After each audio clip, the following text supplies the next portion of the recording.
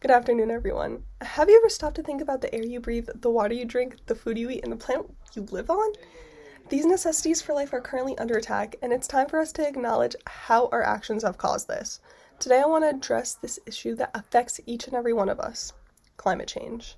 The facts about it are simply alarming.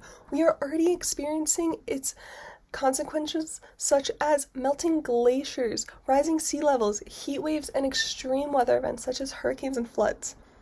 In 2018, the Intergovernmental Panel on Climate Change said this about it: without increased and urgent mitigation ambition in the coming years, leading to a sharp decline in greenhouse gas emissions by 2030, global warming will surpass 1.5 Celsius in the following decades, leading to irreversible loss of the most fragile ecosystems and crisis after crisis for the most vulnerable people in societies.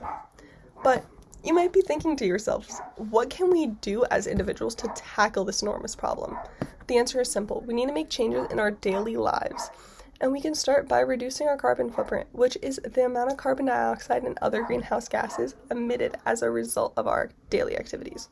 Here are some examples. So, firstly, we can reduce our meat consumption, as the meat industry is a major contributor to greenhouse gas emissions.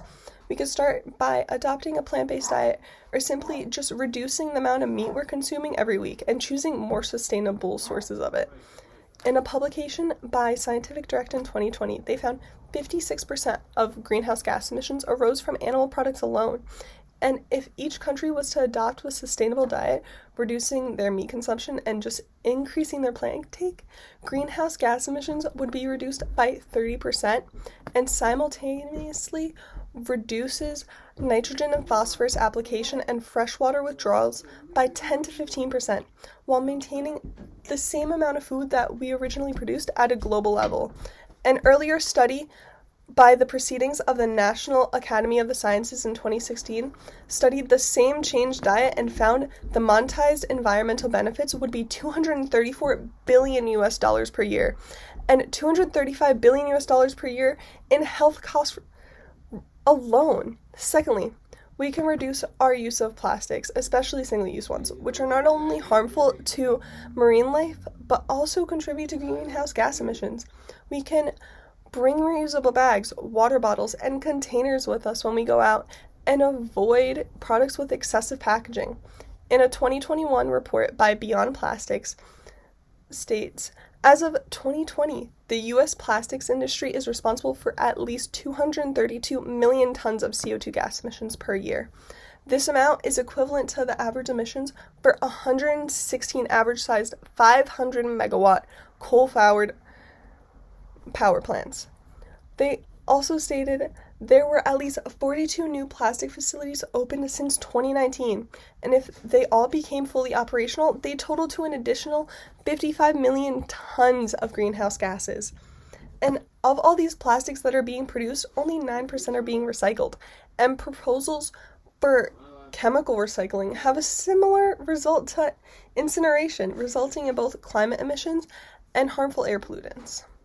And then, finally, we can simply just raise awareness to what's going on and support for climate action in our communities and governments. We can participate in protests, sign petitions, and contact our elected officials to demand bold action to address the climate crisis. But you might be thinking to yourself, why should we care? Well, climate change may seem like a distant problem, but it affects all of us, regardless of our backgrounds or locations. And it affects the poorest and most vulnerable communities the most, as they lack the resources to adapt to its impacts. Climate change also threatens our economy, as weather events and natural disasters can damage infrastructure and disrupt the supply chains. But the good news is that we have the power to make a difference, and by taking action, we can reduce our carbon footprint, protect the planet, and ensure for a better future for both ourselves and the generations to come. And in closing, let us embrace the urgency of this moment and commit to taking bold steps towards a brighter tomorrow. Climate change cannot wait for a hero to come and rescue us. We are the heroes, so let's roll up our sleeves and make every small act count. The future is in our hands, so let's make it a sustainable one.